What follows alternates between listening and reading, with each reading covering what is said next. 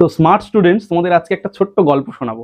একটা ছোট ব্যাঙ সে অনেকক্ষণ ধরে একটা গাছে ওঠার চেষ্টা করছিল। তার চারপাশ থেকে অনেকগুলো ব্যাঙ তাকে বলছিল যে তুই এত ছোট, তুই ওই গাছটাতে উঠতে পারবি না, গাছটা অনেক বেশি পিচ্ছল, উঠতে পারবি না, গাছটা অনেক বেশি বড়, তুই উঠতে পারবি না। বিভিন্ন ভাবে তার আশপাশের ব্যাঙগুলো তাকে বাধা দিচ্ছিল। সে তা সত্ত্বেও সেই গাছটাতে ওঠার অনেক চেষ্টা করছিল, করতে করতে একটা সময় সে উপরে উঠে গেল। সে কেন উঠে গিয়েছিল জানো? কারণ সে কিন্তু কালা ছিল, সে কিচ্ছু শুনতে পাচ্ছিল না।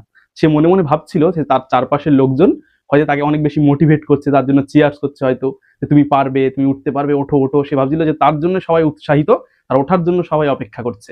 অর্থাৎ মাঝে মাঝে জীবনে আমাদেরও কালা হয়ে যেতে হয়। আমাদের এমন ভাবে চলাফেরা করতে হয় যেন সমাজের লোকজন যা বলছে সেগুলো আমরা শুনতে পাচ্ছি না ঠিকঠাক ভাবে। তুমি জীবনে যে লক্ষ্যটা ঠিক করছো সেই লক্ষ্যে পৌঁছানো পর্যন্ত সমাজের লোকজন কি বলছে, কেমন ভাবে বলছে, তোমাকে যে বাধা দিচ্ছে, সেগুলো তোমাকে ইগনোর করতে হবে, ওই ব্যাংকটার মতো।